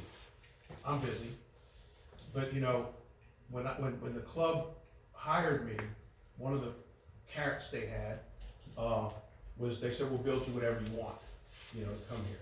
Wasn't the only reason I came, there's a lot of reasons, Scott was the main reason. And, so, but no, it's a great club, and I actually had opportunities to have this job like 3 times and I didn't take it. But when I finally came, they let me design it, and I designed it in such a way that we could put 50 people in this room, 60 people in this room, and then put the projector back here and so forth. And I had that in mind. I've had professional seminars in here with 50 and 60 golf pros in here at one time. So it's something we enjoy doing, get our word out. Obviously, walk-around health is just as important as golf health. I mean, that's what my issue is. I got hit by an 18-wheeler, as a matter of fact, 20 years. In 9 days, it'll be 20 years to the day, where an 18-wheeler hit me going 60. I tell people I went from 0 to 60 in a tenth of a second. So, well, maybe 59. I think we gotta slow it down maybe a lot. So, but anyway, I can't thank you guys enough for what you've done and to give you time, because we love golf. We all love golf. That's why we're doing it. That's why you're in this room. That's why we're here. You know, Nolan, my assistant, is so passionate about this sport, about this business, about teaching, and we just like spreading the word. It's just fun to tell everybody what you do at work, right? And have people that even want to listen. So thank you guys. Do y'all have any questions? We love questions. I mean, I have 16 hours of presentation. I've literally spoken on like countries like Switzerland for 2 days. I was the only speaker for 16 hours. And I mean, I've been in Paris. I was the only speaker for 2 days. I can sit here for 8 hours and do this stuff. Never get tired. So that's when you know you're blessed, when you love something so much. And these guys are the same way. And we all had to kind of take snippets of what we do. Couldn't tell you a picture. Couldn't tell you the whole picture. We can only take part. But just enough to kind of maybe whet your appetite and say, you know, maybe there's something for you. So any questions for these guys or me? Next time we do it, we're gonna put that 3D up on there and put these force plates, and you go, holy, you know, it's like, wow, it's pretty cool. I mean, when I bought these plates, these are the first plates in the United States for golf. But this is not new technology. It's been around for 50 years, but just no golf pro was stupid enough to buy them until me. So anyway, with $35,000, I didn't know how to turn them on, much less know how to read the data. And now, I mean, I'm speaking in front of the biggest groups of golf pros and all over the world how to use these things. Because these people who buy it at these real rich clubs, and they don't know what to do. They don't know how to use them. So that's what we did in Florida. And so I didn't know how to do it. Same thing with the 3D. I tell people I had 1,000 questions when I bought my 3D. In a month, I had 2,000 questions. And I had nobody to answer the questions. I stayed up the first night till 2 in the morning. I didn't want to go to sleep, because there was so much I wanted to know. And then you wonder why. You know, I look back at that picture, and that's the biggest blessing I ever had in my life. It's because I did not reach what I wanted to be. I wanted to be a tour player. Well, you're not going to be a tour player with that freaking geometry. But the first thing you got to do is know it's wrong. You know, so same thing. Why can't I hit a ball farther? Well, if we don't have any, you know, I don't have any separation, whatever it may be. So this stuff is fascinating. Thank you guys. Questions? If you don't have questions, that's okay. But we love questions. All right. Let's take a picture. Let's take a picture. I think, like James said, we're gonna plan on building on this. We talked about getting, next time doing some 3D weight stuff, and then, I think we're gonna talk about doing some speed and assessments and analysis and, drills and stuff like that. Maybe hold like a little speed So, seminar. so if we wanna get an assessment, we just call or Yeah, email so you guys? we have your contact, and so you can reach out to myself or JP as well. Okay. You know, if you're looking at injury, you wanna go through assessments. I've got some cards on the desk there, too, as well. We can go through there. I have So- your contact. I think my main contact came through me. So, yeah. So if you have questions, reach out afterwards, and we'll set something up. So one of the interesting things, I'll show you one quick little test. So if you're gonna jump on these things, right? So you think you're gonna jump higher if you go here, or I can't go any further, but let's see, you go all the way to the thighs parallel with the ground, which one do you think you're gonna jump higher? Trick question, believe it or not, the short one, it's not even close. 45 degrees optimal Even, yeah, it's not much, I mean, it's like here, and that's it, and you would think it'd be the opposite. And so just things, I mean, it's like, you're kidding me. And, so it's really interesting, because you can't see force on video. So if two people are pushing against the car, one on the back bumper, one on the front bumper, they're both pushing, there's force going on, but if the car is moving, they're canceling each other out. So there's a lot of that going on in the golf swing too, where things are canceling each other out, and other things are overtaking other things. And we have to have overtaking to create speed. I call golf a controlled jackknife with geometric consequences. Kind of cool, huh? A lot of people write that one down. I'm calling my golf pros, and because it's what it is. And if we can't stop to snap the jackknife out, we got no speed. And then there's also the geometric consequences. If the club snaps out beautifully but has the wrong geometry when it gets to the ball, it's not good news. So thank y'all again. Let's everybody we're gonna take a quick picture. Nolan's gonna do a little time lapse. Everybody come on up here, and then Nolan's gonna go, and then we're gonna just, we don't want you in this picture too, Nolan. I'll get in there, don't worry about it. He's like, Ted, as we said, the first of many. Been slow, I said about 3 years since I've done one of these. All right, all right, everybody crunch on in. Tell us Come on in, everybody. We're good. Are you back there? You're tall. All right, you all ready to make a big smile? All right, I'm gonna hit it. We got 10 seconds. Hold on. Ready? All right. You better hurry up. I'll get it. Don't worry about it. 5, 6. Go check it. All right, let's see if we're alive. You might have got the bottle. Bottle reflection or? Get better. Perfect. It's good? Yeah. Good. Thank Again, you guys, everybody for coming. Thanks everybody for being here. Appreciate it. We appreciate Yeah, it. we appreciate you guys. How you doing? Sir, thank you. Thanks for coming by. You I can did talk pretty about good. your seat. I'm pretty impressed with you. You pretty got down all the way when you did. He had you there talking. Yeah. Oh, shit, he wants to come out of that crap. But, yeah, that forward lane. You know, when you try to do this with no straight up and down, it's a totally different world. But we watch people do it. I'll leave it to those guys. I'm actually certified to do this. These guys know what they're doing. They can change workouts. I mean, I would do these workouts. I actually did this almost 15 years ago. And I was doing the workouts with the people and doing all the stuff. And then when I met Jay, I was like, wait a minute, I can't change anything because I was knowledge of what's changed. He did way more assessments than TPI was doing. That's a medical version. There's a medical version of this training, and these two guys have taken it. I can't pass that. You know, they're not gonna pass full 3D golf instruction. They're not gonna pass that. So, but that's why we have to work together. And I wish, I wish we could do a lot more of this stuff. Because with the golfers learn about stuff as a whole. This is interesting. Yeah, realistically. Yeah, it's that long tail now. Yeah, well, you know the reason, great question. Y'all know why they started TPI? High Performance Institute? So why they did it? Pretty interesting. They wanted golfers to play healthy longer, to sell more golf clubs, more golf balls. With me. And that's why they did it. And you know what it's like? Duh. Because even here, you know, our membership here is so diverse, and it's actually way younger than it was when I got here. Yeah. COVID's the best thing that ever happened to golf.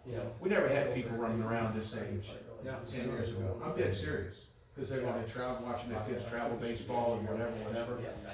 And our average age is probably 6 in the club 10 years ago. Well, I promise you today, it's maybe below 50. Yeah. Okay? And that's because of COVID. All the lazy people didn't have to go to work anymore, and all of a sudden they're at the golf course. So it was great. And, you know, so it's really, it's been great for the golf business because these people, they couldn't join. You know, if you got 2 kids playing travel anything, Yeah. you got no time. So it's economically, it's an issue. And look, there's wealth around here. You got, you know, I was in Slidell for 40 years. Yeah. Those people had to make a choice. They're either gonna travel baseball or belong to the club. Well, guess what? Club's out. Right. So you could give away a membership. Here you got people with enough wealth, they can belong to do both. But even some of them, it's a time. So then they go, wait, we can afford it, but we never use it. So that's what I told you, it was such a perfect storm for us. Because it gave people more time. Forced the time. Yeah, it forced them, and then when they got hooked, it was like giving people crack Oh, cocaine. yeah. Guys who were playing twice a year at a charity event, and weekly golf. And it's been great, because I'm telling you, golf, I'll be honest with you, if it wasn't for COVID, by now, with no COVID, this country would have lost 10 to 15% of its golf courses. We were losing them by the day before COVID. With COVID, now it's gonna happen again, because if we have an economic downturn, these people 35 to 50 who are out here, woo-hoo, all of a sudden there's a glitch in their world financially, and they go from here to here, and they're out. So they're not bulletproof yet at 35. They go here, they're out. And we that's why we have to make all this stuff more valuable to everybody at every age, for the whole family to be here, whether it's swimming or tennis or pickleball or golf or social. Those things all have to be part of, it's like, we can't leave, it's too big part of our world. And if we don't do that for you, then you gotta out, and especially if you make the wife happy. You make the wife happy, nobody's quitting nothing. You know, a lot of guys are going, man, my wife wants to quit, you know, we're gonna go join, Stone Creek, not here in Slidell, so we're going to join the Cross Gates, and we're gonna come play a green fee when we play. I can't tell you how many times I heard that story. That hurts. And there's no coming back from it. So we appreciate you guys, big time. So how much was your grip pressure? Couldn't really tell because my hand kept falling off. Oh, really? But you know, it's interesting when you think about it, if you can't squeeze the golf club, when it's moving fast, you can't hold on to it, so your body's gonna swing slower. So there's a direct correlation with hand speed and how fast people can swing. It's not the only thing. So But if you don't have enough hand speed, you're not gonna swing that fast. I think if your brain would shut that down, like we're governor. Or it's gonna let go of it, or it's gonna hurt. One I of the know two. maybe one day, but And it's really interesting, because I guarantee you, I'm only like 7. In the movies, you always see the club go flying. You really don't see that in real life. No, no, not for Because people, I guess, because people slow down. And they're slippery bad grips. Trust me, these are all the ones that are slippery. The golf club pulls on even you. There you go. 60 pounds of impact. 60 pounds. Go weld the club head to that 60-pound kettlebell and just pull it off the floor. You don't think you gotta hold it tight? Don't swing it, just pull it off the floor. Ryan guarantees you go to the 80s. You know what his hand grip is? 140. Do you measure for Even though it's standard, that's 140. I do it here and then I do it. So in other words, he'll have superpowers. That's why he needs to be with these guys, because he needs to find out where his superpower is and go see where his Achilles is. But if he can't even play, I can't even play because of my. We got a little arm. So our 19-year-old, If I'm getting better physically, I can't play. No matter how No, much I it's want a to. foundation for everything, yeah, anything, go walking, the feet, you know, all the way up. In the morning when I first get up, you know what hurts the most? Everything hurts. Everything. My feet and ankles. That's a tough one. Like right now, I'm not hurting. Yeah, he's like- My feet and ankles don't hurt. He's not used to it. When I go to sleep in the morning. But now, I think his ball screen was And you start walking funny. My back hurts most of the day. My feet hurt the most when I get up in the morning. I didn't like that 10 years ago. Oh, yeah, you're over some weight. You slip off a slippery ass slope after 60. And you're not gonna like it. Right. That's not the fun part. Thanks for being here. Whatever. Thanks a lot, appreciate it. See you guys. 1.5 times. Catch you before leave. Yeah. Thanks again. Rylundo. Hey, appreciate it. Appreciate it. Thank Y'all you. already didn't Appreciate reach it. out to JP. right? Yeah, Yes, sure, sir. yeah. Thank you. Have any ailments? You were like an assessment, let us know. Excuse me. Like game man. speed, like 118. Alright, let's get that. You got homework, brother. I have, I like three times. Oh, it turned off. What'd you say? Club. Yeah.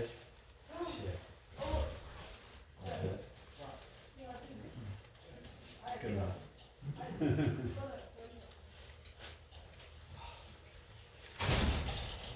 Thank you, that was cool. Yeah. I've done about 7 of these, 6 or 7 over the years.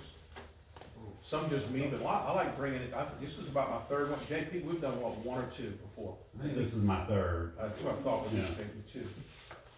But part of it is just having other people who wanna do it at the same time. You know, it makes it more fun for me, Yeah. especially if it complements each other, right? Yeah, absolutely.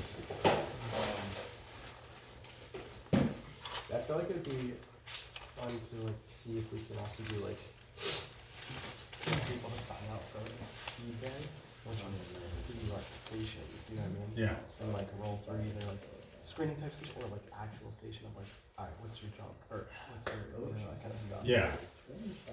I mean, I've even done some things like, I mean, even if you want to, you can even, I mean, you can realistically too, you can make it a, you know, if we're gonna do this segments or that kind of stuff. that's what, I've done it before, so like, I've gone to a couple other clubs. I did it here once, I think, where it's like, alright, I'm gonna be here from 8 to 2, Yeah, book a time. 30-minute slots, whatever it is, until it fills up.